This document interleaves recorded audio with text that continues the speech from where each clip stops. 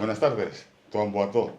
Gracias por venir a todos a otro nuevo programa de Taba. Damos las gracias al Patronato de Cultura de Fuenlabrada, al Ayuntamiento de Fuenlabrada, a Aérea TV y a la Asociación Sociocultural Bubi. Con nosotros tenemos hoy a un escritor. Es bueno, escritor hace de todo, como Idris Elba. Se llama... Has puesto el listón un poco alto, ¿eh? Sí. Empezamos bien. Estamos con Germán Jones Divendú Enjoli. Bueno, es que como tienes tantos, ¿cómo sería? Germán Jones y después el otro, el nombre de Indowe es Yanga Divendú. Divendú. Tuan Boató, buenas tardes. Buenas tardes. O buenos días, como queráis verlo, o buenas noches, dependiendo de la hora que lo veáis. Hoy tenemos una charla especial. Viene a hablarnos sobre afrodescendencia en la diáspora y la descendencia que tenemos en la isla o en el continente, en este caso. Vamos a venir a hablar de Guinea Ecuatorial, en definitiva. Cuéntanos, antes de empezar la entrevista, cuéntanos algo sobre ti, sobre lo que haces y todo esto. ¿Dónde vives? ¿Cojo el micrófono? No, así mismo, sí. Ah, bueno, antes de nada, Sí. yo, quería decir, ¿no? Para poner un poquito en orden las cosas. Yo voy a expresar mi opinión, y tal vez dentro de mi opinión pueda decir cosas que no son del todo correctas o tal, pero me parece importante tener una opinión y hablar desinhibido de cosas que, bueno, son importantes poder debatir abiertamente. Y como aquí es un espacio entre conocidos, entre amigos, pues creo que es importante tener estas conversaciones así de forma cercana, ¿no? Y abrirse a la posibilidad de decir cosas que a lo mejor no son del todo apropiadas o estén ajustadas a lo que se podría decir lo que políticamente es correcto, ¿no? Decías que te presentes, que nos cuestes sobre ti, dónde vives, vale, muy qué bien. haces. Sí, eso. Has empezado diciendo que soy escritor. Yo nunca me he Sí. sentido muy cómodo con la idea de decir que soy escritor. Pero ¿cuántos libros has escrito? Pues 3 libros. Pero no es escritor. Pero porque al final yo siempre me he dedicado a las cosas que me gustan. Entonces yo soy una persona súper curiosa y me dedico a las cosas que me gustan. Sea escribir, sea dibujar, sea el deporte. Entonces para mí es como un ejercicio más de mi día a día. De hecho te diría que si hay una cosa con la que me he identificado y me he sentido pleno es con el boxeo tailandés. Me hubiese gustado que la gente me presente como un boxeador. Por eso digo que es como Idris Elba, ¿no? Ahora lo entendéis, ¿no?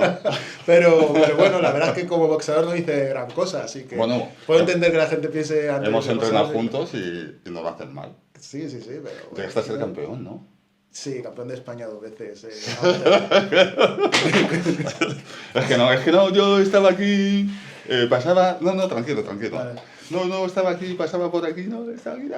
Luego me dio el punto, escribí 3 libros, y me quedé a gusto. Bueno, voy a dejar de vacilarte un poco. Vamos a ponernos un poco serios. A ver. Lo siento, sabéis que siempre uso papel, pero es que no me ha dado tiempo y hoy me va a tocar tirar de móvil. Bueno, lo primero que te voy a preguntar es ¿qué opinas? O sea, en plan general, tanto tú como yo, pues sabes que hemos nacido en la diáspora. ¿Qué opinas sobre nacer y crecer en España, en Madrid, en el barrio y la experiencia que has tenido en colegios? Pues bueno, a ver, yo creo que tú y yo sin hablar estaremos de acuerdo que cuando yo nací en el 82, tú un poquito antes... No digas eso.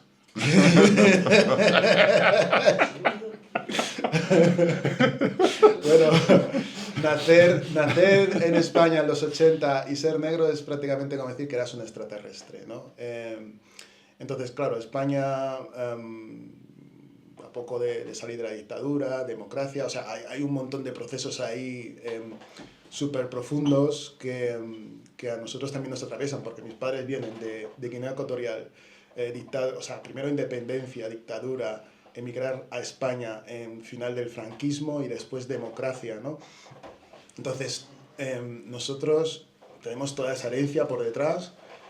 Nuestros padres un poquito antes tienen una herencia también bastante complicada y nosotros nos desarrollamos en un contexto de cambios a nivel brutal, ¿no? O sea, seguidamente de la década de los 80 a los 90, principios 90, final del apartheid, final de la Guerra Fría, y llegamos a los 90 y es como que, bueno, como que de repente se deja atrás todo, ¿no? Lo que es el pasado colonial, lo que es la herencia un poco de lo que es la Segunda Guerra Mundial, el franquismo, toda una serie de cosas para entrar en la globalización y lo que supone la globalización y tal. Y todo eso es, si te pones a pensarlo ahora, yo por lo menos ahora tengo 43, voy a cumplir 44, y dices, vaya, es difícil ponerte en ese momento en perspectiva a mirar cómo es el escaparate en general de cómo lo que estamos viviendo, ¿no?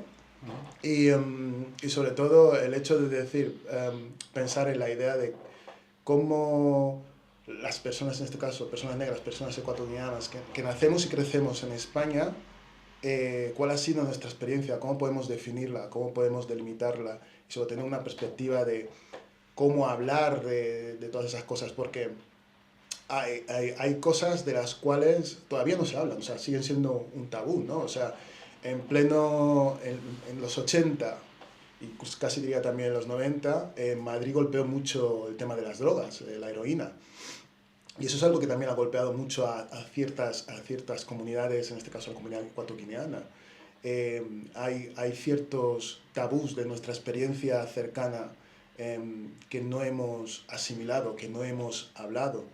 Y después está el tema de que nosotros como personas que hemos nacido y que hemos crecido en España, eh, claro, eso que te decía que eras casi como extraterrestre es cierto, ¿no? O sea, lo típico que tú paseas por la calle, la gente te mira, la gente no se sienta contigo en el Oh, autobús. bueno, yo recuerdo de ser pequeño con 4 o 5 años, lo típico. Bueno, mi hermano mayor me saca 2 años y luego venía otro, o sea, tengo otro que le saco 2 años, ¿no? Y vamos por lo típico, pues, por la calle, en esa época que se podía ir por la calle siendo niño y tal. Mm. Y siempre te preguntaban, oye, ¿y vosotros de dónde sois? Y nosotros, pues imagínate, coger a un mico de 4 o 5 años, a otro de 7 y a otro de unos 3 Sí, años, siempre ¿sabes? tener que explicarte, Sí, ¿no? y claro, pero es que tú no sabes explicarlo, porque eres un niño, ¿tú qué vas a explicar? Tú te sientes una persona, tú no sabes, sabes que tus padres son de Guinea Ecuatorial, como si te dicen que son de Australia. Tú no sabes realmente exactamente dónde está. Eres un Ujú. niño, no tienes ese concepto. Exacto, y después el tema es que eh, nuestros padres, por lo menos voy a hablar de mi familia, ¿no? Mi familia directa, que son mis padres, eh, tampoco pensaron en el contexto en que todas esas cosas estaban sucediendo, ¿no? Entonces, tampoco pensaron, bueno, estos niños que están creciendo aquí podrán necesitar en algún momento ir a Guinea Ecuatorial, relacionarse con sus abuelas o tíos. Entonces, ellos yo creo que como tenían una perspectiva de vivir al día a día, yo creo que nos asimilaron como españoles, ¿no? Estos niños son españoles. Y el pasado, o sea, lo que es la Guinea Ecuatorial se quedó en su memoria cada vez más lejos, ¿no?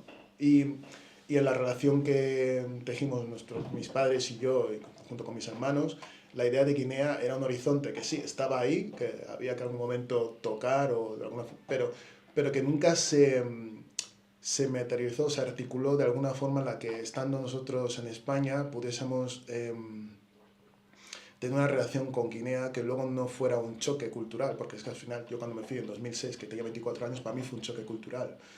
Y yo creo que eso es unas cosas que... Esto lo contaba un escritor estadounidense, se llama James Baldwin, ¿no? Que cuando hablaba de los negros afroamericanos, ¿no? Cuando él habla de los negros afroamericanos, se da cuenta de que no se ha creado un espacio para los afroamericanos, ¿no? Los negros afroamericanos. Y que ese espacio había que crearlo. ¿Por qué? Porque completamente habían sido negados, ¿no? Y de alguna forma, el espacio que tenemos que crear para nosotros aquí, eso todavía está pendiente, ¿no? Por el pasado del que vienen nuestros padres y también por nuestro propio presente y pasado, ¿no? Que ahora yo con 44 años puedo empezar a articular muchas cosas en perspectiva, pero porque tengo la experiencia. Antes no tenía esta experiencia, antes simplemente entre los 20, incluso tenía los 30, vas viviendo y a la medida en la que vas viviendo vas por así decirlo, sobrellevándolo. Sí, sí, bueno, eso es lo que vais eligiendo. Luego, la segunda, bueno, más o menos la has explicado, pero bueno, yo te lo hago. Familia y raíces. Guinea Ecuatorial, negros en España, racismo. Bueno, pues esto es un poco igual, ¿no? Yo creo que en el caso de España hay un debate profundo que debía darse sobre el racismo que no se está haciendo. Y es porque, afortunada o desgraciadamente, cuando España sale de la dictadura y entra dentro de pleno del mundo occidental, quitándose el periodo de la dictadura, de lo que es la dictadura franquista, y hace la Unión Europea, como que se abrazan los valores neoliberales o liberales de las democracias de Inglaterra o Francia, y se asumen ciertas cosas que se dan por sentados, que es la idea de los derechos y del reconocimiento individuales o colectivos. En el tema del racismo,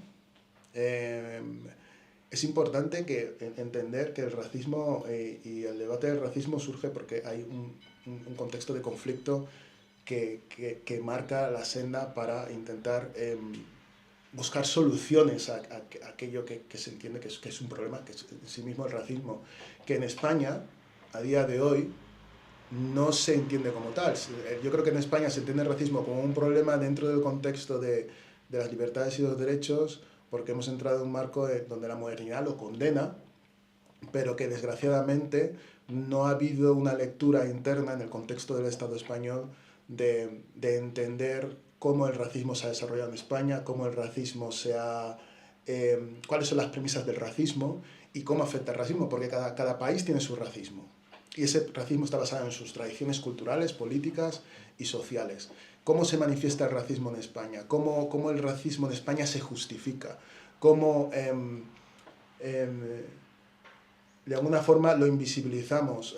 Hay toda una serie de cosas ahí. Pero en este caso o sea, sí, yo sé, o sea, yo lo comparto todo, pero por ejemplo, tú que no vives aquí, que tú ahora mismo vives en el Reino Unido, yo te lo digo por eso, que sí, que también hay racismo, pero tú ves ahí a la gente que tiene otro concepto, es decir, que es como que, no es decir como que lo tenga superado, pero sí como que lo tiene como otro concepto, o sea, que sí, que lo sabrá, pero tú vas por la calle, o sea, ya no te estoy hablando de los que llamamos nacionales o oriundos. Tú no ves que despidan ese racismo hacia la persona, y al igual tú ves a cualquier racializado, que bueno, que luego son los que se sienten más ingleses que los propios ingleses, ¿no? Pero tú ves al propio racializado que no se siente, o sea, que no siente ese racismo, es decir, como que tienen otra visión como de decir, bueno, lo hemos superado. Que esa es la diferencia que yo veo que pasa aquí en España, que es como que no... No estoy de acuerdo. No, No. ¿por qué?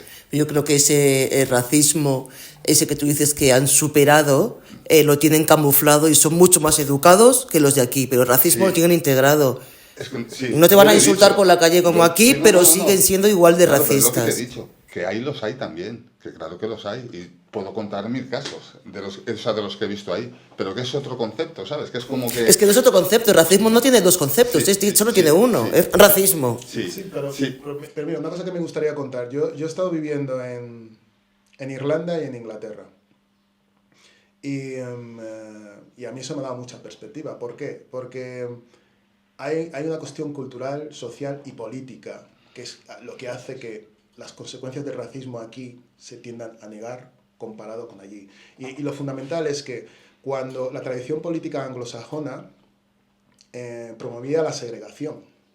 Entonces tú tenías comunidades negras y tenías comunidades de otro... Y lo sigue de otro haciendo. índole. Sí, sí, sí, y lo Y sigue lo sigue haciendo. haciendo, y lo sigue haciendo. Pero claro, ¿qué es lo que pasa? Al promover la segregación y al promover toda una serie de ideas sociales y políticas, lo que configuró eso son claros espacios muy delimitados donde las personas negras o comunidades negras estaban aquí, las comunidades blancas estaban aquí, y eso desarrolló una perspectiva histórica de cómo cada uno dentro de sus sociedades, por así, de sus comunidades se desarrollaban. Porque, por ejemplo, cuando en Inglaterra hablan del Caribe. Sí, El Caribe, en su imaginario, es propiamente negro.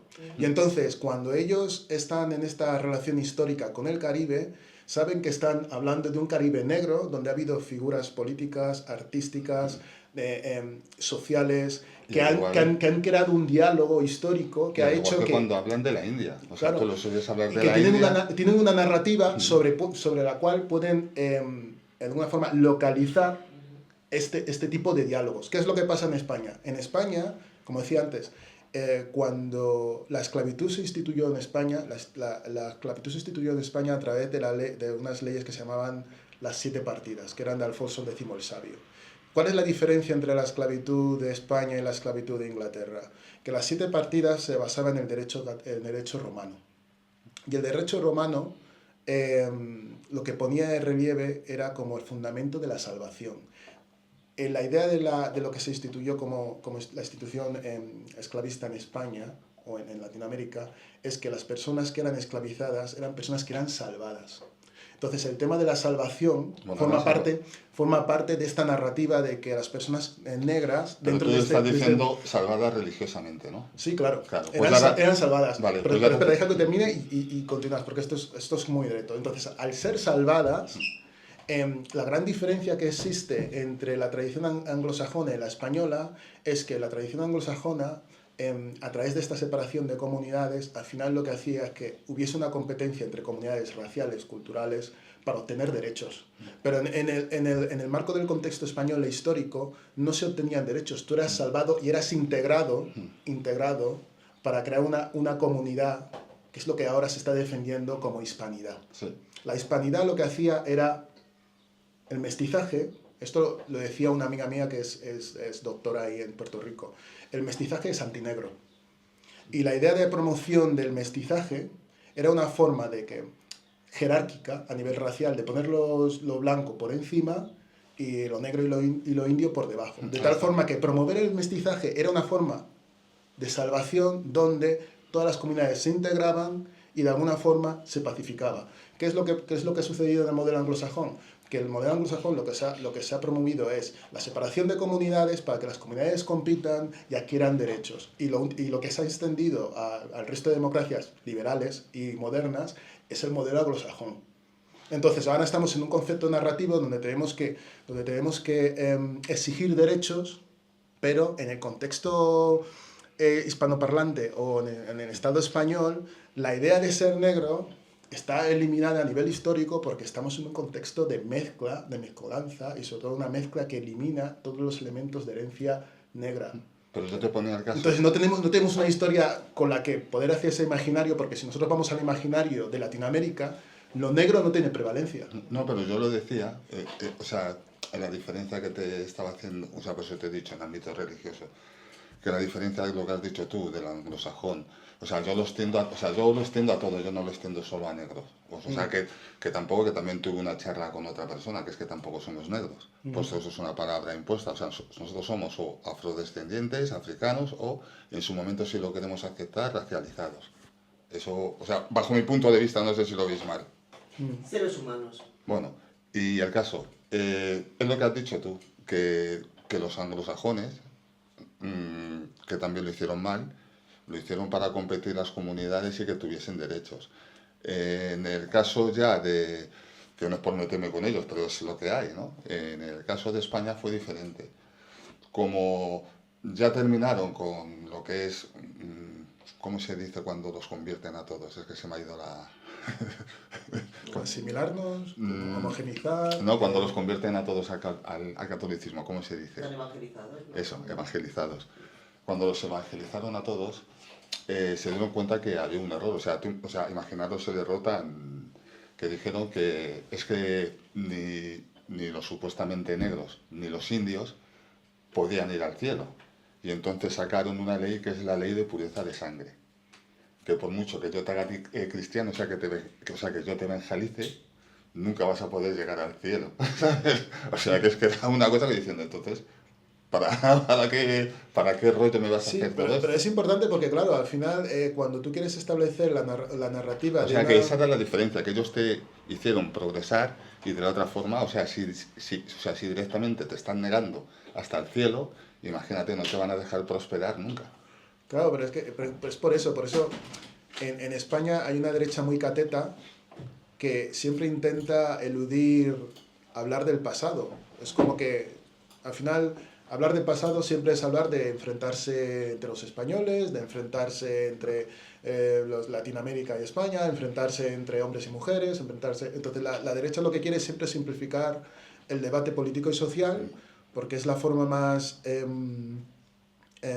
¿cómo diría?, más fácil de evitar el debate. Y entonces, asumir que todos somos iguales y que todos tenemos los mismos derechos y que aquí no hay ningún problema y el que quiere hablar de conflicto es lo que quiere es separar, No, pues es como... Pues todos sabemos que es mentira, todos Sí. sabemos que es mentira y lo que nosotros conocemos como en el mundo occidentalizado, que te pueden vender, o sea, en el único sitio que aguantan a personas racializadas es en los deportes para ganar medallas o para ganar otra cosa, si no, no interesa. O sea, eso es lo que pienso yo. Pero bueno, que nos estamos extendiendo. Vamos a ir a por otro punto. ¿A qué punto es este? No, amigos, sitios donde salir y cambios de Madrid de tu niñez, pero no directamente a tu edad adulta, hasta que ya llegaste a tener, o sea, porque yo tengo aquí puesto que es a tu edad adulta, que también me interesa ese dato, pero hasta que ya tuviste tu uso de razón, tu conciencia ya pura, como cuando has dicho cuando fuiste aquí en la que tuviste 24 años. Bueno, amigos y niñez y qué más. Y los sitios donde salir.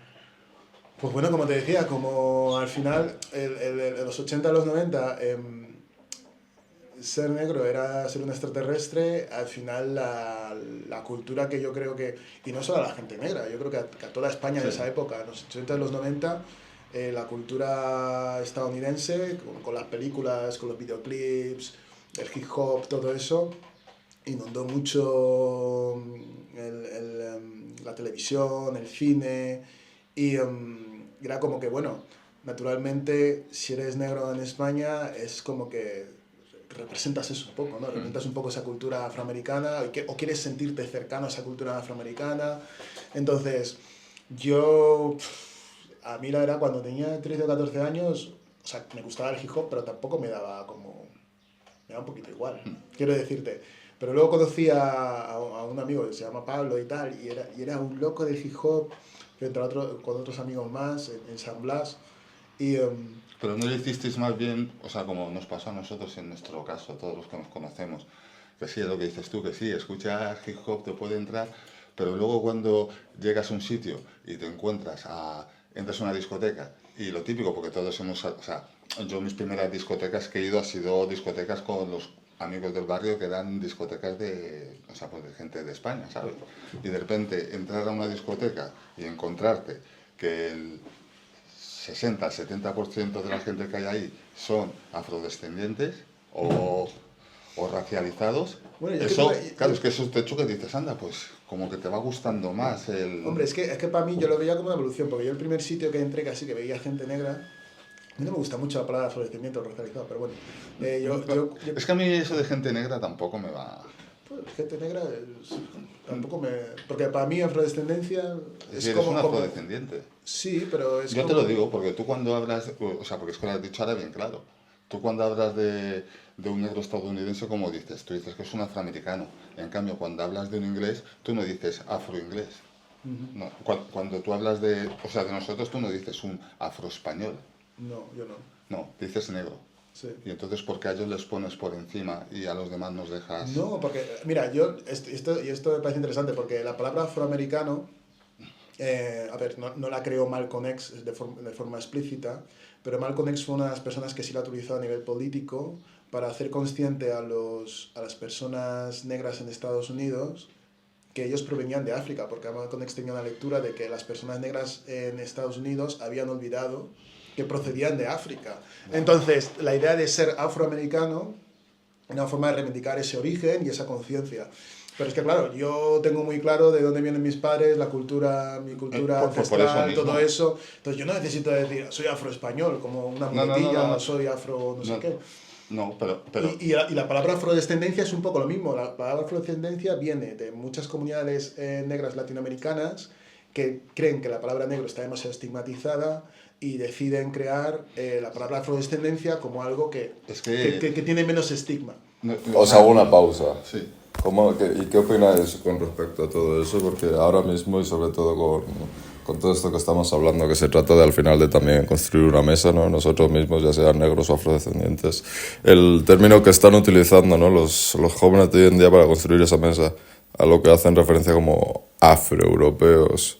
Esto ya lo extienden desde España hasta, ya lo usan en Alemania, muchos de esos. ¿Opináis que debería seguir Es que yo sí lo veo bien. llevando esa línea? Realmente, como dice Germán, porque realmente nunca se ha terminado de integrar, ¿no? Esta cultura. O sea, ¿estáis a favor a grandes rasgos? No, yo sí, claro que estoy a favor. O sea, es que, o sea, tú ten en cuenta que, o sea, que si la utiliza la gente a mí me da igual. Yo no soy quien para decirle qué palabra tiene que utilizar y qué no tiene que utilizar. Pero si te das cuenta, la palabra negro es una palabra impuesta y es una palabra que te incita al mal. O sea, como diciendo, eso es malo. Y es que, o sea, y luego realmente lo que, o sea, que sí, yo sé de dónde son mis padres. ¿Y por qué no puedo estar orgulloso de decir sí, soy afrodescendiente? No, porque yo lo veo sea, desde una parte más yo lo veo... utilitaria, porque para mí... No, es que yo lo veo como más respetuoso, como diciendo, sí, yo sé de dónde vengo, pero a nivel, me enorgullezco de decir que, mira... Pero a nivel contextual, o sea, yo te he citado a Malcolm X, como te he citado el tema de la afrodescendencia y la palabra afrodescendiente, ¿no? Y la palabra afrodescendiente lo que ha conseguido es mover muchos recursos intelectuales, humanos y económicos para promover esta idea de que existe una población negra, una diáspora negra y qué hay detrás de todo eso, ¿no? Entonces, yo creo que hay que entender que las palabras tienen una utilidad política, pero tampoco se pueden usar de una forma como, no sé cómo decirlo, porque no quiero decir una palabra ahí rara, pero de una forma que al final quede como una muletilla. Para mí decir afroespañol... que yo no lo acepto. Para mí decir afroespañol ni suma ni gano.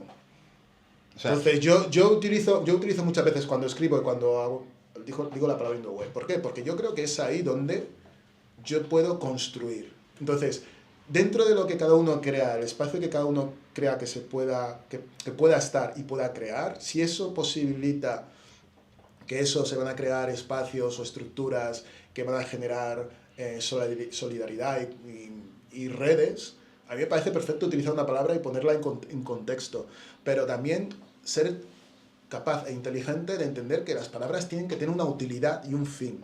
Porque si no... ¿Qué utilidad tiene la palabra negro? ¿Eh? ¿Qué utilidad la palabra tiene? negro es una palabra histórica. A nivel histórico, tú tienes que utilizar la palabra negro en su contexto para poder determinar o hacer... Para mí la palabra negro es así. O sea, yo no reniego de la palabra negro porque entiendo que la palabra negro tiene una construcción histórica. Y entonces, esa construcción histórica a mí me sirve para... Pero construcción histórica a lo malo. Sí, con todas sus periodizaciones, como la palabra mujer o como la palabra No. muchas otras. La palabra mujer no tiene o sea... Hay sesgos. Cuando tú dices una palabra mujer lo puedes decir de una forma negativa. Y al igual que cuando dices la palabra hombre o la palabra niño. O sea, quiero Sí, decir... pero es distinto. Es diferente, es que tú cuando estás hablando de una palabra negro, tú ya estás diferenciándole evidentemente, por sus rasgos, por el color de piel, que ni siquiera es negro mi color de piel, para empezar. Sí, pero porque es una construcción política y social. O sea, es una palabra... La palabra negro es una construcción política y social. Sí, entonces, por eso va unida a un montón de cosas. Pero la palabra mujer también. La palabra mujer también. Y entonces, las palabras en sí mismas no son hirientes, no son, ¿cómo se podría decir? No tienen por qué ser ni buenas ni malas hasta que están integradas dentro de un contexto. De un contexto y de una forma de pensar y de entender. O sea... Hombre, es que... Pero hay que entender eso, hay que entender cómo se aplican las palabras y cómo se utilizan. Sí, eso es lo que yo quiero decir. Pero es que en el rollo de la raza ahí ya es diferente. Bueno, raza solo hay una, evidentemente, ¿no? Pero bueno, seguimos. O sea, es que eso es importante porque siempre nos diferencian por la raza, ¿no? Los caucásicos... bueno, nosotros éramos los negroides en esa época. caucásicos. ¿Cómo les llamaban a los de la parte de América? No lo sé. Ay, no me acuerdo, es que ya estoy muy viejo. No, es que eso lo estudiamos en el colegio, además que te venía con las fotos de los de China son los, o sea, los de la parte del norte de Asia son los mongoloides, que a los que lo tengan señalizado o cosas así. Sí, era muy fuerte, pero bueno. Pero que raza solo hay una. Bueno, pregunta bomba. Bomba, joder. España y la gente negra, la evolución y la situación actual. Pues bueno, un poco lo que hemos hablado, ¿no? O sea, yo creo que no hay un espacio todavía creado para nosotros en el sentido que podamos tener debates o podamos construir estructuras que reincidan un poco en ese interés colectivo. Creo que eso no existe aún porque hay muchos esfuerzos individuales, hay mucha, incluso diría, competencia, pero creo que todavía eso no está construido. Lo digo primero por lo que decía antes al principio, que nuestros padres no han tenido el tiempo, han sobrevivido en muchos casos y que ni siquiera nos han preparado para acercarnos al contexto de donde ellos vienen. Lo digo en mi experiencia. Es el 90% de los casos. Y después que, claro, cuando te enfrentas, o cuando empiezas a ser consciente, como te decía, que yo tengo 40 años y ahora me doy cuenta que ni a los 20 ni a los 30 es ahora entrando en los 40, cuando tienes una experiencia de al menos 20 años conscientes, ¿no? de vida en los que puedes hacer un balance más consciente, ¿no? Porque a los 20, ¿qué experiencia tienes? A los 30, pues más o menos 10, 15 años, pero todavía eres bastante joven. Entonces, es en este momento, a los 40, donde puedes hacer un balance más apropiado, yo creo. Y yo creo que lo que pasa muchas veces en el contexto en general, lo que se puede llamar comunidad negra, que yo creo que no existe una comunidad negra como tal, yo creo que existe gente negra o una población negra en España y que después hay diferentes comunidades. O sea, no creo que haya un articulado así en general de comunidad negra. Lo que yo creo en general es que, como decía también antes, la influencia anglosajona ha sido tan fuerte que no nos ha hecho pensar lo suficiente en el contexto que estamos viviendo. Y entonces mucha gente, que sobre todo en esto que se entiende como el activismo, está demasiado cómoda en un discurso que no está contextualizado en el contexto español. Quiero decir, que han traído teorías anglosajonas sobre el racismo, sobre ciertos desarrollos históricos y tal, pero nunca se han puesto a pensar realmente pues propiamente dicho, tanto en nuestra experiencia a nivel individual como a nivel colectivo, en el tiempo y espacio que nos ha tocado vivir. Yo lo que veo a los ingleses, o sea, yo lo que observo de ellos que tienen mucha voluntad a la hora de resarcir daños, pero lo hacen a su manera, no a la manera que lo tendrían que, o sea, lo que estás diciendo tú, no a la forma que lo tendrían que hacer. Por ejemplo, te dicen, sí, yo te pido perdón porque te hice eso, pero te dejamos bien, ¿eh? Fíjate ahora cómo estás. Por ejemplo, a mí no, o sea, ¿sabes lo que te quiero decir? O sea, me estás diciendo que me has dejado bien, pero no me has dejado bien. O sea, me has estado haciendo cosas muy malas durante muchísimo tiempo. O sea, el caso que te pongo, es que yo lo voy a llamar así porque es que es su nombre real, el rey Charles, el inglés, se fue a Kenia a pedir perdón de todos los daños que había hecho ahí. O sea, él no, sino el ejército británico en su época y tal. Pero ¿cómo pidió perdón? A su forma. O sea, no me mezclo mucho con vosotros, tal, sí. Yeah. Que se agradece, pero realmente, o sea, Yeah. Tienes la voluntad, pero no le estás haciendo. Pero es que mira, yo que estudié el máster ahí en Londres hace poco y tal, a mí me sorprendió una cosa mucho, que es que en el máster era de pensamiento político, enfocado a todo el tema de colonial y tal. Y entonces los profesores, que eran profesores de muchas partes, de Turquía, de Israel, de muchas partes, todos estos profesores, a mí lo que me fascinaba es cómo ellos eran muy conscientes de cómo podían explicar el racismo, cómo se había construido dentro de los márgenes de Inglaterra o Reino Unido, y cómo eso se había luego justificado pues la esclavitud, el colonialismo. O sea, había un debate abierto y era un debate muy rico en información, donde ellos te ponían toda la información, te la ponían en la universidad. Y a mí eso me sorprendió, porque tú piensas en España, en cómo estamos. Tenemos un Ministerio de Cultura con el Urtasun, que él empieza a hacer lo que llama descolonización, ¿no? Y dice, bueno, pues hay que descolonizar los museos, tal, no sé qué. Y eso genera una urticaria a mucha gente, que significa, ¿qué es eso de descolonizar? Sí. Diciendo que los españoles son malos, que hicimos esto, que hicimos lo otro, que hicimos tal. Y tú oyes a Carlos Herrera en la COPE, o oyes al no sé quién, o un montón de gente que, como decía antes, la derecha de este país tiende a simplificarlo todo y a pensar que cuando se quiere hablar de algo es porque tú quieres enfrentar o decir lo malos que son, o que... No, y es que el debate de la descolonización es un debate que a mí me parece súper necesario, porque ha pasado, ¿qué? 800, 900 años, no sé. Y en esos 800, 900 años, pues ha habido una evolución de algo. ¿Qué es lo que ha habido? ¿No? ¿Qué es lo que ha pasado? Esto que se hizo en su momento, a día de hoy, ¿no? Poder sentarte a discutir y a tener debates. Ese es el mayor problema que tenemos en España. Sí. No podemos tener debates profundos sobre cosas, porque te encuentras con una derecha súper cateta que va a negarlo todo. Pero ya no es cosas de... Pero también... No, pero es que no es cosa de derechas ni de izquierdas, es cosa de educación. Te lo voy a poner en un símil que vas a entender perfectamente. Todo el mundo, tú preguntas aquí, y está a favor de la colonización. Que se fue Cristóbal Colón, se fue para allá, hizo lo que tuvo que hacer y repartió el español por todo el mundo, o sea, por todo Centroamérica, Sudamérica, parte del norte de América y tal, y todo muy guay. Pero luego, si les echas para atrás y le dices, y de los musulmanes cuando estuvieron aquí, ¿qué piensas? Eso fue una invasión. ¿Qué diferencia hay de lo que hizo Colón a lo que hicieron, lo que ellos llaman la invasión musulmana? O sea, dime qué diferencia hay. Yo te lo digo. Cuando hicieron la gran colonización, lo que llaman colonización, que es una invasión, fueron con dos cosas en la mano, con una Biblia y con una espada. Y te hacías católico y te iba a matar igualmente.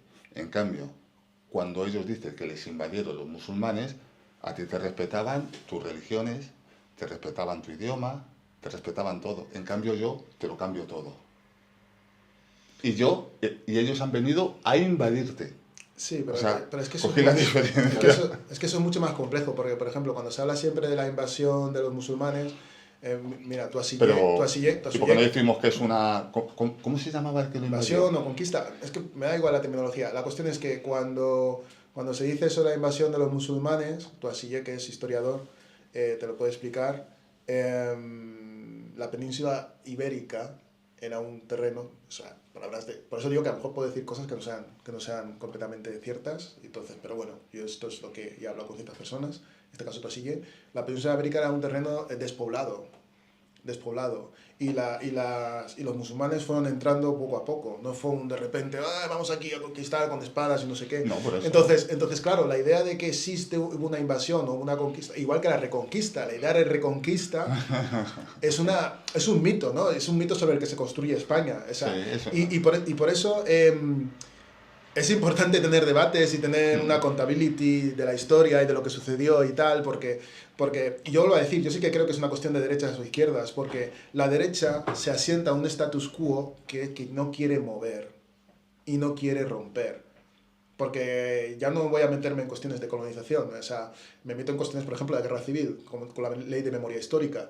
Ellos no quieren hablar del pasado, punto. Quieren que sea un status quo sobre el que se base la convivencia de este país.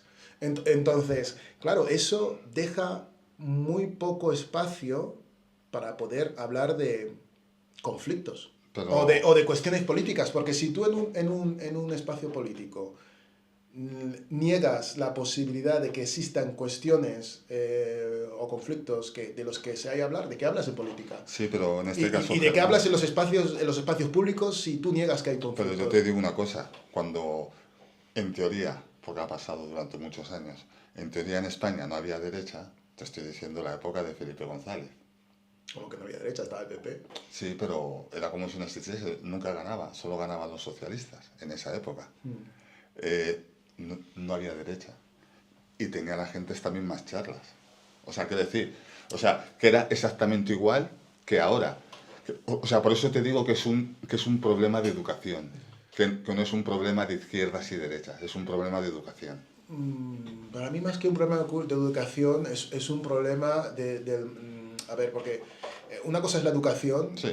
Y otra cosa, a ver, cada generación tiene sus, por así decirlo, sus retos, sus marcos de debate, sus situaciones X. Ahora estamos con que si la guerra de Irán, no sé qué, Estados Unidos, ¿no? Entonces, cada momento nos pone en una situación de hablar ciertas cosas que a lo mejor antes no tenían tanta relevancia o la gente no estaba preparada. Entonces, cada generación va a tener la oportunidad a veces de afrontar cosas que la generación anterior no ha podido por las circunstancias X que sean. Pero yo creo que lo que hay que entender es que para tener un debate, aparte de eso, de que cada generación pueda tener la oportunidad, tiene que haber un marco constitucional y social que dé pie a ello. Y para ello tienen que haber debates. O sea, lo primero es que tiene que haber un debate. ¿Y los debates, dónde se generan los debates? Los debates se generan en los espacios públicos. Entonces, para que los debates se generen en los espacios públicos, tiene que haber universiddes, tiene que haber intelectuales, tiene que haber unos medios de comunicación, tiene que haber toda una serie de cosas que estén saneadas para que esos debates se puedan producir de alguna forma, de una forma ecuánime, respetuosa, etc, etc. Y todo eso es lo que engloba lo que se llama democracia, valores democráticos. El problema es que España tiene un status quo de su pasado, que es lo que creo que no quedó bien sentenciado, o sea, cerrado en la transición, que una vez que se hizo la transición, el pasado quedaba atrás. Y nosotros, que somos ecuatoguineanos, somos de los que más lo hemos vivido, porque Guinea quedó como materia reservada y el espacio que tenemos los ecuatoguineanos o los descendientes de guineanos aquí es testimonial, porque al no haber tenido ese espacio donde poder reivindicar nuestra historia, nuestras experiencias, estamos completamente invisibilizados. Sí, pero sí, estamos muy invisibilizados. Sí, y eso tiene que ver con que el marco constitucional de España no nos ha dado relevancia. Pero si hay gente de mi edad que le preguntas y dice, o sea que Guinea Ecuatorial era de España, y te quedas así mirando y dices, tío... Claro, es que ese es el problema. Es preocupante. Cuando tienes, por ejemplo, en Inglaterra, tienes una Commonwealth, tienes unas universidades, tienes espacios donde tú puedes hablar, donde traen a la gente, donde generan ese debate, y ese debate genera una tradición, por así decirlo. No, y que son debates que no son tabú. Porque Exacto. Al igual que estamos hablando de nosotros, abarcándolo a todo lo que está pasando ahora, lo que es en Centroamérica y Sudamérica y todo esto, claro, ellos tienen ese debate igual y a ellos sí se les reconoce. Dicen, mira, han salido los mayas, han salido los aztecas, han salido los tanas, sí, como diciendo, coño, es que esos eran españoles, es que tal, pero claro, es que en cambio nosotros no, nosotros fíjate, no... viene el caso de Vinicius. No, Vinicius. Y ya acabó. ¿Cuántos años fue México, Cuba, Bolivia, Argentina, Brasil, lo que es todo lo que llaman ellos Latinoamérica? ¿Cuántos años fue de España? Ahora dime, ¿cuántos años fue Guinea Ecuatorial de España? Nosotros, pertenecimos muchos más años y hemos sido obviados de plumazo. Como diciendo, no, estos... No, por eso te digo que al final, ¿dónde se ve el problema en una sociedad, en una democracia, como se llama? Cuando hay que tener debates y no se tienen. Por ejemplo, sale el caso de Vinicius, te puede caer mal Vinicius, te puede caer bien, estamos hablando de racismo, no estamos hablando de jugar al jugador. Te encuentras con un establishment de derechas que lo que hacen es negar que exista racismo en España. Categóricamente, no existe racismo en España. Y entonces, tú tienes... es muy difícil hablar de cosas cuando lo primero es que siempre te vas a encontrar gente que te lo va a negar. Y ahí tú tienes todo un establishment institucional, político, de las redes de comunicación, que te lo va a negar. Y entonces nosotros como personas negras, lo menos que tendríamos que hacer es tener los debates que a nosotros nos interesan, pero no lo tenemos. podría decir, vamos a disculpar a la generación de nuestros padres. La generación de nuestros padres está cansada, vivió muchas cosas, etc, etc. Pero nosotros, por ejemplo, tampoco los tenemos ahora. Nosotros a nuestra edad, 40 y pico de años. ¿Por qué? No lo sé muy bien. Pero yo las pocas veces que veo debates de gente negra, los veo demasiado asentados en un discurso que muchas veces ni siquiera trabajan ellos, leen un libro y dicen, mira qué bonito, voy a decir esto. Y al final es demasiado autocomplaciente, donde la denuncia se ha convertido en vamos a denunciar el racismo constantemente, denuncia, pero no hay reflexión. Y ese yo creo que es el mayor problema que tiene la gente negra aquí en España, que no hay reflexión. Porque ahora mismo nosotros vivimos un momento, ya te diría, a nivel de España y a nivel de Europa o incluso a nivel geopolítico, donde hay cuestiones como súper apremiantes, porque el problema que está sucediendo ahora mismo con todo este tema de la derecha y la ultraderecha es que Europa está perdiendo competitividad y se está convirtiendo en un continente cada vez más pobre. Y entonces hay que pensar un poco, bueno, nosotros estamos aquí, ¿qué hacemos, no? Y tienes un montón de cosas que yo creo que convendría debatir. Y yo creo que aquí en la comunidad negra, por lo que yo siento, se centran demasiado en el racismo. Sí. Como único debate. No, es que nosotros estamos haciendo este programa aquí de racismo porque has venido tú, pero nosotros tenemos, o sea, que siempre podemos hablar un toque, un poco sobre ello, pero nosotros preferimos no tocar este tema, puesto que vemos que está como que no tenemos otro tema de conversación, ¿sabes? Que si tú pones un podcast, tú dices negros, yo voy a decir de afrodescendientes, tú pones un podcast de ellos y solo van a hablar de racismo. Vas a pasar al siguiente y solo van a hablar de racismo. Nadie habla de lo que hace, nadie habla de sus preocupaciones, no, solo habla de porque me pasa esto, porque me pasa esto y me pasa lo otro. Este programa lo hemos decidido hacer de racismo porque venías tú. Sí, yo creo que, o sea, no era hacer racismo, era un poco de todo, ¿no? Sí. Y tener una conversación abierta. No, pero era por eso. Era simplemente que, o sea, nosotros, o sea, por eso te decía yo lo de superarlo, que hay que empezar a superarlo, hay que empezar a mirar más hacia adelante. ¿Que lo hay? Sí, evidentemente lo hay.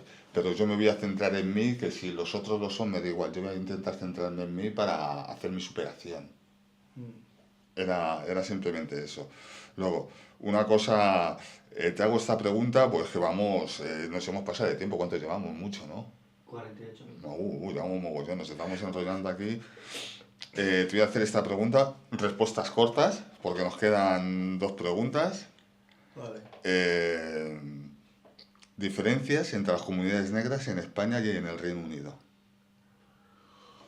Pues eso es un tema muy interesante porque yo he vivido, los últimos 3 años en Londres, después Irlanda, y a mí una cosa que me ha fascinado mucho tiene que ver con cómo la comunidad negra en Inglaterra, y creo, y no sé si digo esto bien, creo que es sobre todo centralizando la comunidad jamaicana, lo que ha construido ahí es que al final los jamaicanos y los descendientes de jamaicanos, toda la comunidad jamaicana en general, ha conseguido tener una trascendencia brutal en Inglaterra porque ha permeado no solo lo que es la música, ha permeado la música, ha permeado el arte, la política. Los derechos. Sí, y después tienen una cuestión espiritual en relación también con la música, pero con la religión, que aquí no te encuentras, ¿no? Yo creo que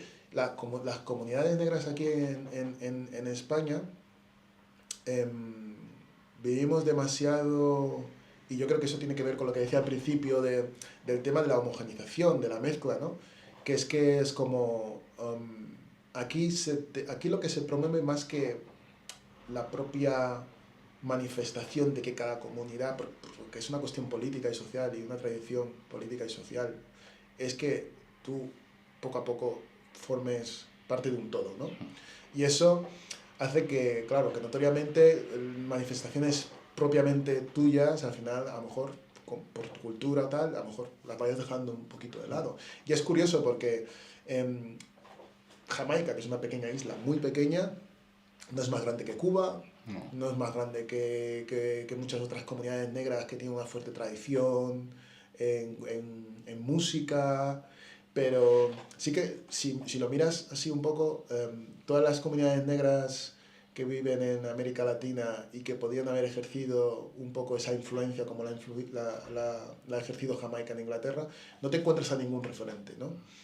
Y sobre todo lo que tiene que ver la música, es que los jamaicanos han conseguido que su música trascienda trascienda a un nivel donde a nivel mundial a través de los británicos. Sí, pero es que ellos también han conseguido que su cultura que los británicos sientan muy parte de su cultura, la cultura jamaicana. Es que es muy curioso. Es que eso es lo único bueno que han tenido los británicos. Porque yo, por ejemplo, que luego te voy a decir algo sobre los afrodescendientes británicos. Yo cuando estuve ahí en Oxford, qué pena que no esté ya para regañarme, pues siempre hablas de Oxford. Yo cuando estaba en Oxford, a mí lo que me chocó mucho de cultura era la forma de comer en este caso de los británicos o de los ingleses. O sea, para ellos el curry era como el pan nuestro de cada día. Y dices, esto lo han tenido que adoptar de la India. Exacto.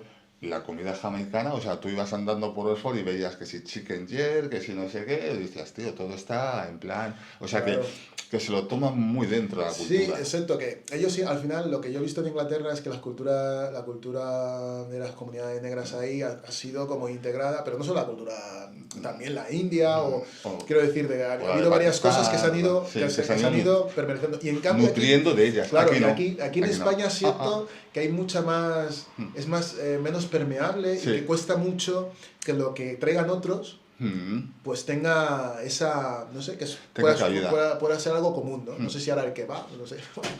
Yo lo que te iba a decir, por ejemplo, cuando has dicho esto de que los afrodescendientes se ven como comunidad, o sea, quiero decir, los jamaicanos, tal, yo los afrodescendientes que he conocido ahí, que han sido varios, me he llevado muy bien con muchos, pero son diferentes, son incluso diferentes que el afrodescendiente que está en España. Sí. Yo les vi muy reacios.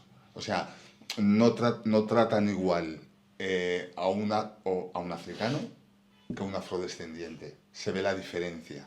Y claro, y a mí me chocaba, o sea, porque conmigo me pasaba. O sea, yo hasta que los conocí, claro, como no dominas el idioma tal cual, te miraban como diciendo, a saber de qué país ha venido ¿sabes? Y luego cuando decías, no, es que soy español, ¿no? Ya como que les cambiaba la cara, como diciendo, este es de los nuestros. Sí. ¿Sabes? Este no es del África profundo, este es de los nuestros, de Guayas. Y a mí me chocaba, me quedaba así mirando diciendo, la verdad es que sois un poco tontos. Yo no viví eso, pero claro, es que también la idea de que todas las personas negras nos juntamos y somos felices es un poco naif. O sea, somos personas con costumbres, diferencias, sí. No, pero eso se nota. O sea, no tenemos por qué llevarnos bien, entonces, pero hay gente que tiene una idea un poco naif de eso también y entonces... Ahí, afrodescendientes, no me mientas, muchos. Muchos, es que a mí me llevaban los demonios. A mí me gustaba más estar con los africanos que con los afrodescendientes. Porque me trataban como me tratan aquí, como un africano más, como, esto, lo otro. En cambio ahí son como, le pasa también a los afrodescendientes franceses, son como un poco elitistas, como que, oye, que yo estoy aquí, soy tal, y dices, oye... bájate al cielo, porque encima tú estás también ahí, que todos sabemos cómo se las gastan en Francia. Yeah. Pero bueno, independientemente. Bueno, que es que se nos va a ir el tiempo. A ver. Bueno, hemos estado hablando también, es que de las preguntas es que hemos estado hablando sobre todo. Hay una que no sé, que me dejas un poco descolocado. A ver, la situación psicológica y social de los hombres negros, en especial en el síndrome de Will Smith. ¿Qué es el síndrome de Will Smith? No, sí. Síndrome de Will Smith. Sí. Bueno, yo creo que, como te decía antes, los 80 y los 90 O sea, nosotros hemos crecido con una fuerte influencia, o sea, España ha crecido con una fuerte influencia de Estados Unidos en los 80 y los 90, en el cine, en la televisión. En los 80, los 90 y en los 70. Sí, pero nosotros, que la parte que nos toca, ¿no? Yo nací en los 80, 90. Todos los Rambos y cosas de esas. Había dos imágenes muy claras para mí, o sea, estaban las imágenes que se emitían de África con niños famélicos muriéndose y de guerras, que en ese momento las llamaban guerras étnicas, y después... las de Rambo y Schwarzenegger ahí, y Chuck Norris ahí cazando Vietcongs todo el día. Eso también, la cantidad de películas de guerra de la Segunda Guerra Mundial, o yo qué sé.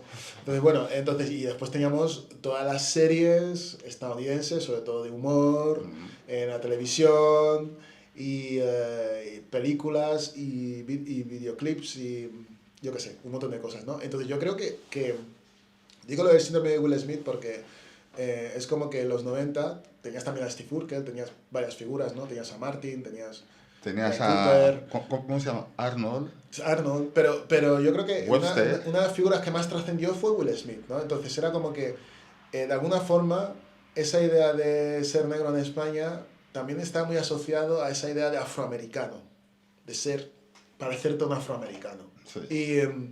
Y mira, nosotros en ese momento, el hip hop en los 90 estaba muy fuerte, y yo creo que muchas personas negras en España, sobre todo hombres, buscábamos ocupar un espacio en el hip hop, y de hecho muchos artistas negras que han salido en España han sido en el hip hop entre los 90 y principios del 2000.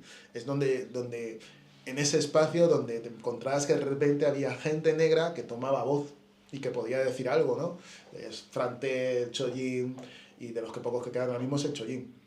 Pero ¿qué pasa? Que te encuentras que ahora en el cambio de milenio el hip hop pierde completamente relevancia, te encuentras que viene el reggaetón, el trap, y lo que se proyecta ya desde fuera ya no se exporta tanto la idea del afroamericano, sobre todo en masculino.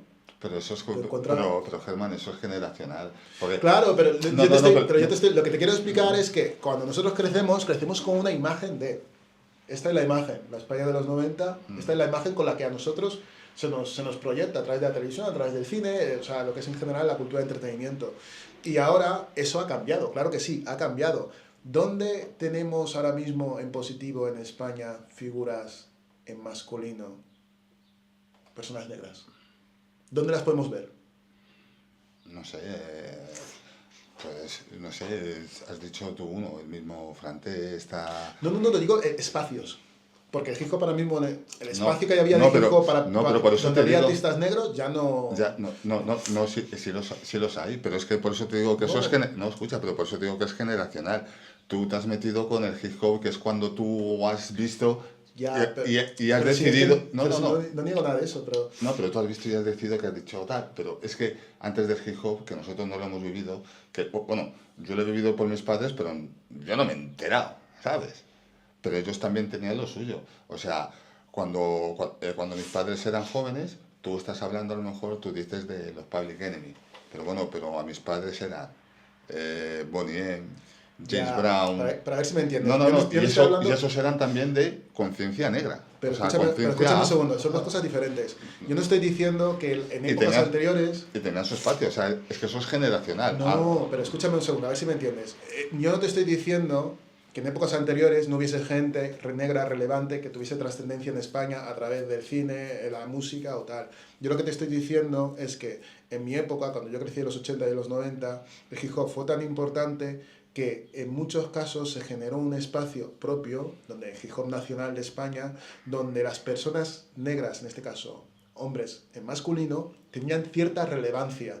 Y esa relevancia dio pie a que personas negras españolas saliesen en la televisión, saliesen en los medios de comunicación y tal. Ahora, yo te estoy diciendo que ese cambio que ha habido ahora, no sé cómo se ha trasladado a este nuevo milenio, donde hay otra nueva generación, donde están esas personas negras que tienen voz, que tienen relevancia, que ya no están en el hip hop, porque el hip hop no tiene relevancia como la tenía en los 90, y donde se ha trasladado la posibilidad de que pueda haber personas negras en España que tengan relevancia y que tengan voz. Eso es lo que estoy Pero es hablando. lo que te estoy diciendo, que es generacional, porque es que esto que estás diciendo tú, es que lo... Claro que es generacional, si te estoy diciendo la razón. No, pero, o sea, pero ahora o la sea, pregunta es, ¿dónde está ese espacio? ese espacio lo tienen. Pero, claro, lo tienen, pero ¿tú sabes dónde está? Sí, pero es que ya no hacen, pero lo hacen de otra forma. Bueno, aquí tenemos gente joven que nos lo puede decir perfectamente. Bueno, No. Ellos tienen, o sea, que nosotros no lo sepamos es diferente, pero su espacio lo tienen. A ver si me estás diciendo. No, sí te estoy Frante entendiendo. tenía un programa de televisión, Sí. en televisión española, Sí. hablando de música, Sí. en prime time. Sí. Frante. Sí. Y tenías a otras tantas personas negras Sí. que aparecían poco a poco ¿cómo se dice esto? Con discos y tenían espacio en festivales de primer nivel, tal. Yo estoy hablando de que para mí, desde mi punto de vista, ha habido una pequeña... O sea, festivales de primer nivel. O sea, también lo podemos... O sea, festivales... O sea, te estoy diciendo que teníamos nuestro espacio y que éramos relevantes, tú eres, o sea, igual que yo de Madrid. Y de los grupos de hip hop así relevantes, que sea de afrodescendientes, que hayan visto algo, solo son dos. Chojin y Franté. Porque todos los demás, te puedo decir, que era el Club de los Poetas Violentos, ahí solo había un afrodescendiente, que era el DJ.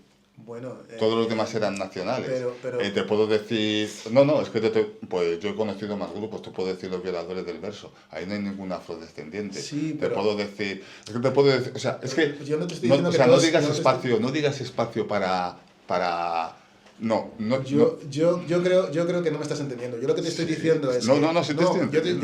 Yo te estoy diciendo que ese momento en los 90 había un espacio donde mucha gente negra, o sea, yo en los 90, y yo te estoy hablando de mi experiencia, yo en los 90, la gente negra que conocía, si tenía, yo qué sé, 20 amigos negros, 15 hacían hip hop. Sí. Y 15 estaban en la escena y poco a poco iban Sí. subiendo. Lo que quiero decir es eso. Ahora, lo que yo te estoy diciendo es dónde está ese espacio de reunión donde hay personas negras donde pueden tener relevancia. Es lo que yo estoy preguntando. No estoy diciendo que no exista, estoy preguntando dónde está ese espacio. Claro, pero es con lo ese que cambio generacional. Pero es lo que te con estoy ese diciendo, tú y yo no ¿dónde lo está ese sabemos. espacio? Tú y yo no lo sabemos, pero ellos sí lo saben, porque ellos se mueven entre ellos y lo saben.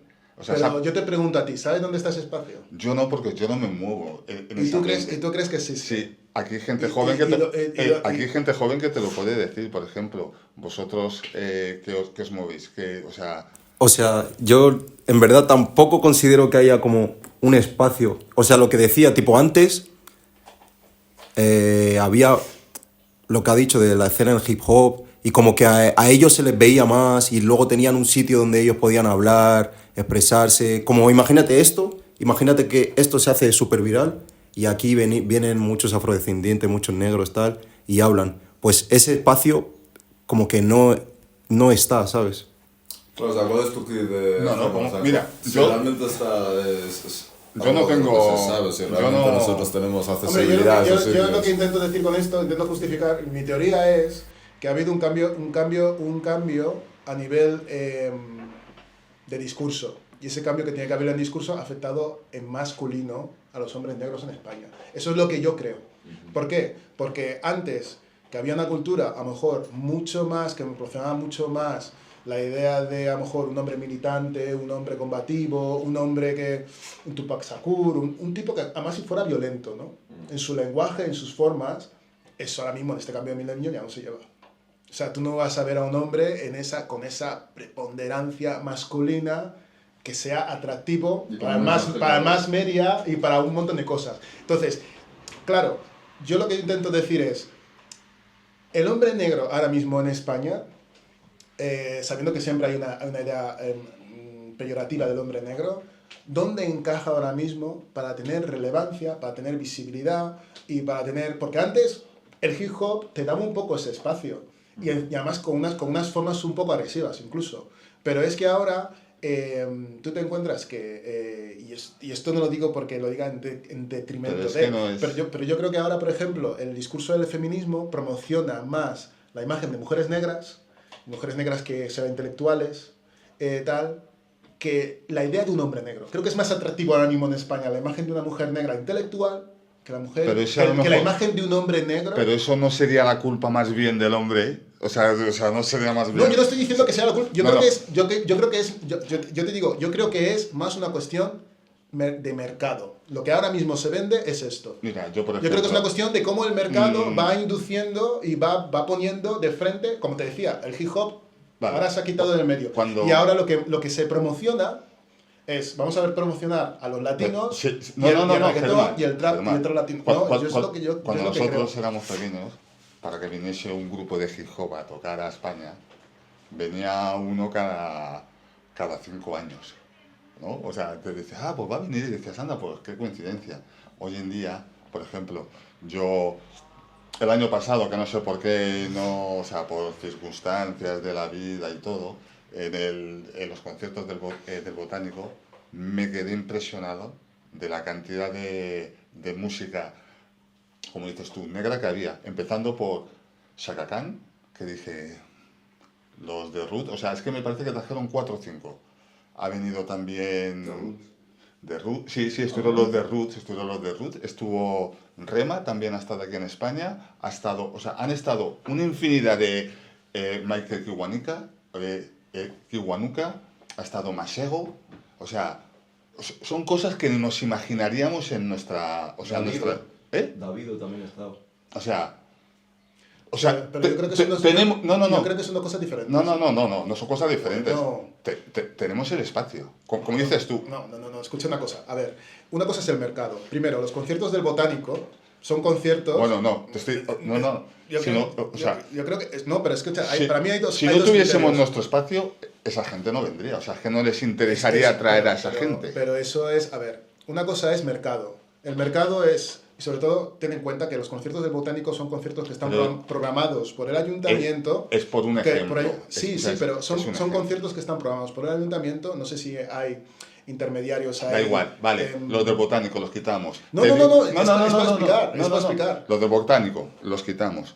Te digo el de Masego y el de Michael Kiwanuka, que fue, Pero- bueno, vamos pero a si es que- decirlo, pero si en es la que- Sala de la Riviera no tiene pero nada es que- que ver, pero es que- no tiene nada que ver con el ayuntamiento. Pero escúchame una cosa, si es que yo no estoy negando nada de lo que estás diciendo. El tema es, hay una demanda, se satisface la demanda. Eso es el mercado. Y cuando una persona trae a alguien, no es porque diga, hay gente que tiene un espacio, no. Hay una demanda. ¿Quién va a satisfacer esta demanda?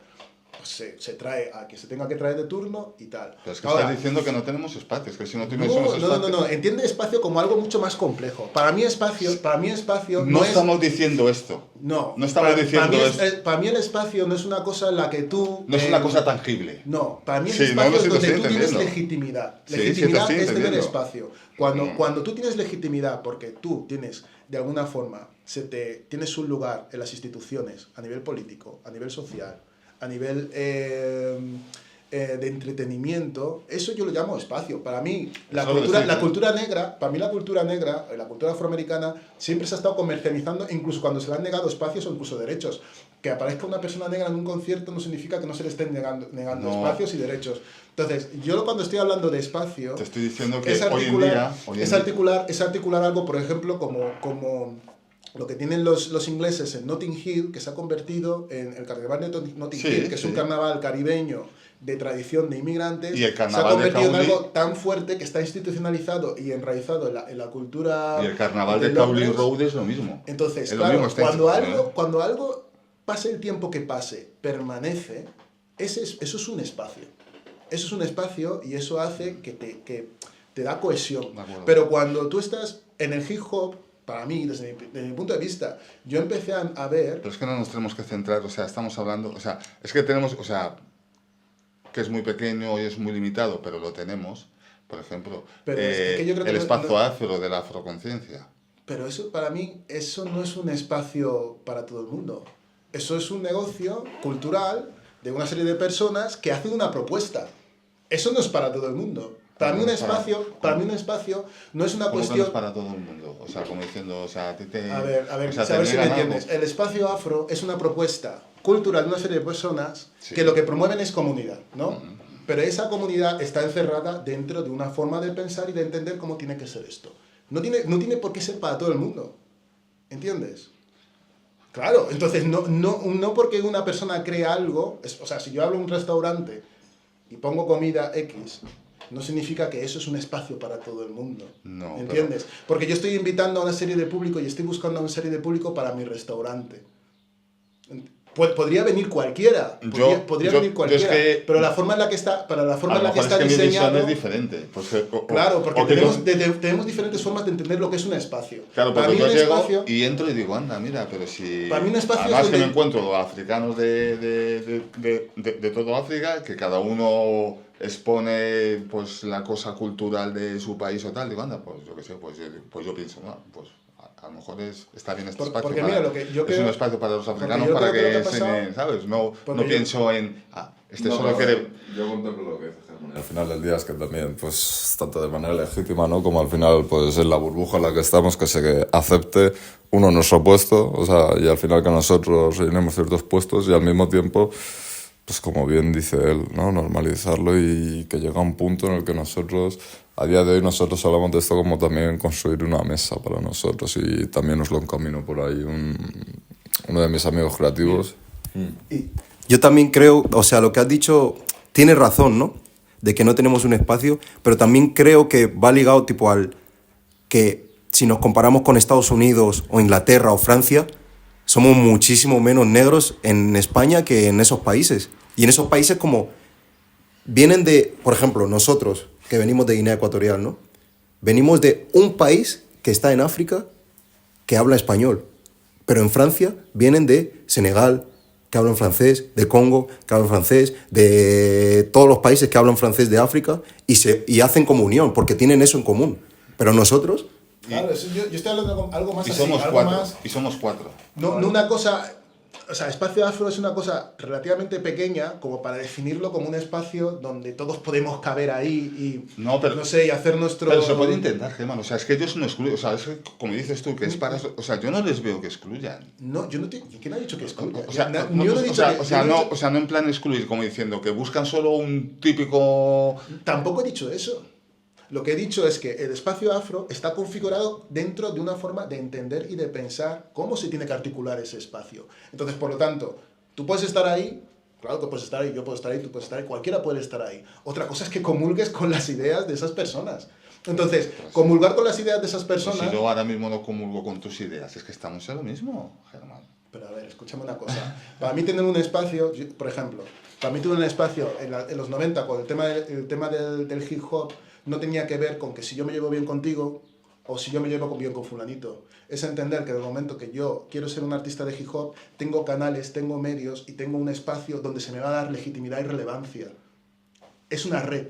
Para mí el espacio es una red, no es un lugar en concreto. Es que Germán, es que no era así. Claro, es que nosotros no tenemos... No, es que no era así tampoco. Sobre todo. Es que lo que está diciendo de nuestros garitos del hip hop tampoco era así. Pero si yo no estoy hablando... A ver, escúchame un segundo. Lo que estoy hablando es que en un momento dado, o sea, yo lo percibo así. Y lo percibí así. Mira, salió un artista hace poco de hip hop en un canal, creo que se llama Grimy TV, no me acuerdo, que decía, a los artistas negros no se les da la relevancia que se les tendría que dar. Eso lo dijo un chico en uno de estos podcasts. El Ceci Army. Creo que... Digo el Ceci Army, el Cecilio G, perdón. Eso es. Sí, lo dijo, no se le está dando relevancia. Y yo creo que esa es la verdad, porque el hip hop que comenzó con, por ejemplo, CPV, fue uno de los primeros. Ahí estaba Frante y estaba J mayúscula. Y los dos han sido referentes y se siguen respetando a día de hoy. Y después salió Chojin, que le puede gustar a unos, a otros. Y salieron muchos más. Salió Ariadna Puello, salió Doble H, empezó a salir un montón de gente que empezó a adquirir un peso y una relevancia que era muy difícil en España para las personas negras. Entonces, ¿y por qué era? Porque en el hip hop se les esperaba. En el hip hop se esperaba que esa gente negra pudiese tener una voz. Entonces, ahora, el hip hop de ahora, o el espacio del hip hop que se ha creado ahora, no se espera a la gente negra. Claro, y ya remato su punto, o sea, sobre todo, y es que al final, es decir, necesitamos o buscamos al final gente de color, o sea, en este campo o en este otro, o sea, al final del día, como bien dice, el hip hop antes era también una forma también de transmitir ese mensaje, pero es que no estaba, que hoy no está tan... Es que solo tienes que ver los artistas afrodescendientes que han sacado un disco en hip hop. Y tienes que verlo. ¿Cuántos son? Y ahora ponme en contexto los nacionales que han sacado un disco en hip hop. Para empezar, el hip hop en España también estaba sesgado por la música. No interesaba tener afrodescendientes o negros que se visualizasen en la música del hip hop. Claro, pero por ejemplo, el libro este que ha escrito mi querido claro. amigo Sergio Pontier, que se llama Esto es España, sobre todo reclama eso, ¿no? No, pero que es decir, no se buscan cámaras, o realmente yo he estado en este panorama y todavía no he visto a nadie que haya buscado un guineano detrás de la lente, ¿no? Y que transmita ese mensaje de eso, que sobre todo es un poco metiendo por ahí. Y tú cuando hablas de raperos negros, claro, tú vas a hablar de Chollín y de Frante, pero si hablas de los demás, o sea, los primeros que te van a decir los poetas violentos, luego te van a decir los violadores, luego te van a decir, es que no me acuerdo cómo se llama, que le conocí, es uno así delgadito, es delgado, alto. A mí me hizo gracia porque iba vestido de príncipe de Bel Air y me quedé así mirando que está diciendo, esto es flipante. Fran sabe cómo se llama, no me acuerdo. Son todos blancos. El ACE, el no sé qué, son todos raperos blancos. O sea, nacionales. Africanos, como dices tú, con tantos que había, ¿cuántos han salido? ¿Cuántos han salido? No, piénsalo fríamente, ¿cuántos han salido? No creo que sea una cuestión de número. No. O sea, no creo que sea una cuestión, porque si es que el número o sea, no es que es relevante, pero no es una cuestión simple. Yo creo que eso es un factor, vale, muy bien.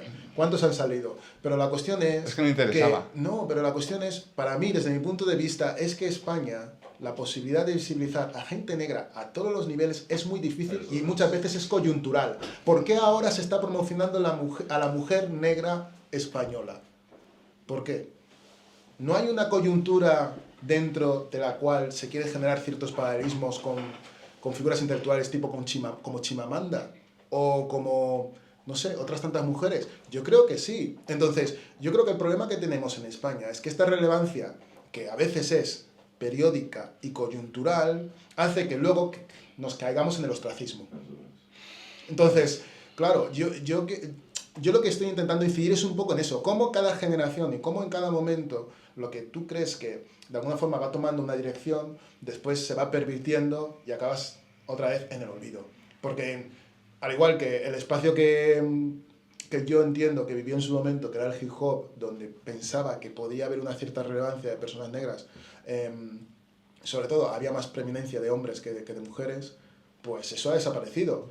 ¿Será la primera vez? Pues probablemente no. Seguramente ha habido más espacios donde ha habido gente negra que ha tenido por ahí una relevancia y que España los ha quitado del medio de la memoria y de lo que es el espacio social. Sí, no, eso también, pero yo siempre digo lo mismo, siempre digo que es un tema educacional. Te voy a poner el tema del ska, es que eso es, y ya acabamos, y aquí pues tenemos que despedir porque tenemos la leche. Mira, hay un caso, ¿no?, que era que la música ska, como sabes bien, es la música de liberación de Jamaica. O sea, en cambio el calipso es como, no es la música colonial de los ingleses, ¿no? Pero bueno, tocaban calipso y antes de la descolonización de los ingleses fue cuando empezó el ska. Y fue cuando empezó a pegar duro el ska y bien. Y claro, los propios ingleses decían que el ska no se tocaba así, que el ska no se podía tocar así, que el ska se tenía que tocar de la manera que lo tocaban ellos, que ese era lo auténtico. O sea, que por eso te digo el contexto. No, sí, es que era muy fuerte, además que decían, no. O sea, tú imagínate, cualquier gran estrella del ska y que te venga uno y dice, no, ese lo toca mal. Dice, porque además o sea, lo tienes que tocar como te digo yo, lo tienes que tocar así. Pues ahí es a donde quiero llegar yo. Y, tipo, también ha habido un tiempo que han habido exponentes negros y encima ecuatoguineanos aquí en España. Por ejemplo, hace poco con el drill. Los más famosos, aparte de Morat y esto, eran El Patrón y KG. Yo es que como estoy muy perdido. Pero eran súper famosos así. Solo que ahora, pues, al final se han quedado también los otros, que eran el Morat y Benny, que eran marroquíes. También, porque es que en España hay un montón de marroquíes. Ellos han prevalecido, pero KG y El Patrón han... Por eso te digo de lo de las visualizaciones. O sea, era muy difícil que yo he ido a los mismos sitios que ha ido él, ¿no? Que conozco a todos los afrodescendientes raperos que había, pero ¿quiénes son los que se han visualizado? Ya, los blancos más. Porque no interesa. Ya. Pero es que es de lo que estoy hablando. O sea, cuando yo digo el espacio y tal, no sé qué... No, lo pero hablo porque es una claro, que tú has cuestión dicho ese institucional. espacio que lo tenías para... Pero es que no se visualiza ninguno, solo dos. Pero independientemente O de que se tres. visualice en uno, solo dos, había mucha gente negra que entendía que ahí podía estar. Y el hecho de poder estar te da legitimidad. Porque, mira, hay una cosa... Ahí es donde te he querido llegar yo con- hay una cosa muy importante. Ahí Más es donde te o quería- sea, porque cuando tú estás siendo resultadista en el sentido de que... No. No, Es que yo te lo estoy poniendo porque mis padres, que yo me morí, que nunca llegué ahí, porque tú estás diciendo que teníamos ese espacio para que se nos visualizase y todo esto, ¿no? Mis padres iban como tus padres, que lo has oído, que iban a Stones, a Okume, Sí, pero al no estoy Proba hablando, no estoy World. hablando de espacios en los que tú puedas habitar, como No, alguien que va a no- un sitio. No es habitar. O sea, es un espacio en el que tú estás con el resto de gente de tu comunidad y estás haciendo lo que estamos diciendo para Sí, poder pero visualizarte. no es... O sea, no es... Pero cuando yo estoy hablando de espacios, es que a mí me da la sensación que tú entiendes mucho la literalidad de la palabra. Si yo digo espacios, por ejemplo, el espacio de la música negra, eso no es encerrarlo en un sitio o en un lugar. No, que no te donde- estoy... Pues si ya te lo he dicho Es, antes. es algo articulado Sí, donde las que no personas hay- se relacionan. Ahí Y eso está. puede ser a muchos niveles. Entonces, cuando yo hablo de espacio es que independientemente, yo creo y yo tenía la sensación de que muchas personas, por esta influencia brutal que teníamos de Estados Unidos, de la América afroamericana, de la cultura afroamericana, pensamos que nuestro espacio de legitimidad para poder construir, crear, decir, estaba mucho en el hip hop. Yo creo que eso lo he vivido a nivel generacional, con amigos, con familia y tal. Sí. Y eso dio pie a que muchas personas pudiesen tener espacios para trascender a otros niveles públicos y tener visualización. Y que eso a día de hoy yo ya no lo veo. Pero- Eso es lo que yo estoy diciendo. Que es lo que te he contestado.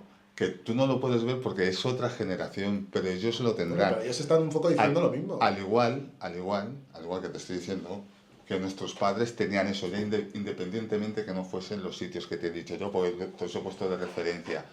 Tenían los espacios donde se reunían y tenían sus charlas en plan políticas. Ya, Eso, pero es que, Joder, es Germán, que, es que es que, me- macho, no. es que a ver si no, nos no, entendemos. o sea, no, pero, joder, Germán. Una cosa es espacio político y social No, y otra no, cosa no, es o sea, una red social. Es pero- diferente. Pero es que eso se convierte en una red social, porque luego se reunían No es entre lo mismo, ellos. porque Pero- lo que articula una red social Sí, y lo que Germán, tenían su charla política, terminaban su charla política y a lo mejor al día siguiente toda esa gente se reunía, pero no para hablar de política, era una red social, es lo mismo. Pero no es lo mismo espacio social que red social. No es lo mismo. Un espacio que es un espacio político. Cuando te dicen a la derecha de la izquierda. O sea, no es, o sea, a la izquierda de te he dicho izquierda. antes o- que era sin ¿sabes? espacio, que era algo y hemos quedado en eso. Has puesto un ejemplo de los garitos, o sea, de las discotecas de hip hop. Yo te he No, yo no he puesto... puesto ese ejemplo, ¿eh? El garito de hip hop no lo he puesto yo. Como espacio. Yo estaba hablando del hip hop. Del hip hop como un movimiento cultural. Discotecas puede ser uno de ellos, pero las discotecas no es el elemento esencial del hip No, hop. no, que ya lo sé, pero sí, pero tú has dicho que cuando ibas ahí ya veías que era como, sin estar dentro del sitio, un espacio para ver cómo podía, pues lo mismo que hacían, o sea, nuestros padres, lo mismo que harán ellos, o sea, Yo, si he dicho algo de las discotecas, nunca he no, dicho como... pero no te centres en las discotecas. Por ejemplo, estos jóvenes, vosotros, cuando estáis entre vosotros. Yo te digo una Ahora cosa. hay muchos espacios, en verdad. O sea, como que se está poniendo de moda lo afro, ¿no? La música afro, los ya no a afrobeats. nivel musical, a nivel... Cultural. A ver, Sí. espacios hay, hablamos de espacios como tal hay, pero se trata de, y sobre todo eso, lo que son los trends, ¿no? Y de lo que se puede establecer y cuánto nos podemos establecer nosotros Claro. aquí dentro. A nosotros nos pueden dar esa esquina, pero seguir segregando y metiéndonos ahí y decidir cuando toque, pues probar esto. O si se trata de escribir lo que sea, pues nos vamos a encargar nosotros por nuestra propia mano y que ellos sigan en ese sitio. Al final también lo que buscamos a día de hoy es que pues, puedan depender de nosotros. Claro, es que, de por ejemplo, primera mira, mano. yo que estoy en Inglaterra hay todos los años ¿cómo se dice esto? En el BGF, ¿cómo se llama? Festival de Literatura Negra. Todos los años. Festival de la Literatura Negra. Entonces, más allá del Festival de la Literatura Negra, tú en Inglaterra puedes encontrar clases de natación solo para negros. Yoga solo para negros. Entonces, ¿ellos cómo entienden los espacios políticos y sociales? Los espacios políticos y sociales lo entienden a través del mercado. Que bueno, que eso era todo. Nos vamos despidiendo, ¿no? Sí, nos vamos despidiendo, sí. Cuéntanos los proyectos que tienes, o sea... Sobrevivir, ¿qué más quieres? No, a todo el mundo que viene aquí, ¿sabes? Tiene que contarnos sus proyectos, lo que está, ¿sabes? Por ejemplo, lo que estás haciendo ahora en Londres, que me contaste de las charlas, o que has ido a charlas de salud mental para africanos. Pero eso es un proyecto. Sí. Eso es más, no sé, ahí hay una comunidad, pues bueno, que se llama Black Mental Health, y se reúnen y entonces tienen como... Es como una autopremisa de cuidado comunitario, donde son solo hombres los que estamos, y hay lo que se llama espacio seguro, y entonces pues ahí pues cuentan sus intimidades, las cosas que les preocupan, pero también se debaten fórmulas y maneras de poder estar más, como diría, desde una percepción de cuidado, ¿no? Porque temas de suicidios, temas de alcoholismo, pues al parecer afectan mucho más a los hombres, y entonces la idea de no sentirse solo, no sentirse abandonado, todas estas cosas, pues ahí la ayuda mucho. Pero yo no soy una persona activa, de alguna forma yo voy, participo y poco más. Pero bueno, y en Londres no estoy haciendo mucho. En Londres trabajar, como la gran mayoría, supongo. Y ¿Pintas como un loco? Pintas. A lo mejor ahora saco un libro así con ilustraciones y tal, no sé, en Colombia. Y estoy escribiendo un ensayo de política, así que a ver si lo acabo pronto, porque me está quemando la cabeza. Te está quemando la cabeza. Bueno, ¿qué tal has ido a dar has ido a dar charlas panafricanas, ¿no? Bueno, panafricanas, yo siempre... A Sudamérica y Centroamérica. A Puerto Rico, fundamentalmente, pero siempre relacionadas con mis libros. Tampoco intento explayarme mucho más, no como aquí. Venga. Aquí nos vende la moto. Bueno, estamos en un ambiente distendido, ¿no? Hay que tener cuidado con lo que se dice, luego se queda en la hemeroteca. No, es que se va a quedar, tú tengo por supuesto. Qué bueno, pues despídete, chico. Pues nada, pues gracias. ¿Qué te quieres que te diga? Pues muchas chico, gracias aquí y ya está. Vaya más seta. No hay que alargarse mucho más, ¿no? Que estáis aquí ya hartos de lo que se dice. Pues nada, chicos, sí, es que la funda de las gafas que no se puede ver. Recordaros, este mes de mayo estamos haciendo el mes de África. El 9 de mayo va a haber una charla coloquio en el Espacio Joven. Es a partir de me parece que de las 5 o 7 de la tarde, por si podéis ir. El día 16 es la gran fiesta, el 16 de mayo. Va a ser en el Parque de la Solidaridad, con grupos de música, con actuaciones. Van a haber muchas comunidades africanas de muchos países. Va a estar entretenido. Y luego también el día 23 de mayo, el Día de la Convivencia, que va a ser en el 23 de mayo, en el recinto ferial de Fuenlabrada. Esos van a ser todo el día, desde las 12 de la mañana hasta las 8 de la noche, una cosa así, o sea, son extensos. Luego también, que aquí tenemos juventud aquí presente. Os lo recuerdo, el 15 de agosto, el Día de la Madre Visila. Vamos a volver a hacer el Miss y Mr. Visila. Ya os podéis preparar los outfits, ¿sabes? Porque yo veo aquí ya tres que se tienen que apuntar, ¿sabes? Ya iremos poniendo los formularios para que os vayáis rellenando. Es sin límite de edad, es desde 0 años hasta 999, el que llegue. Claro, no vamos a decir una cifra porque a lo mejor, ¿sabes? 999, el que llegue.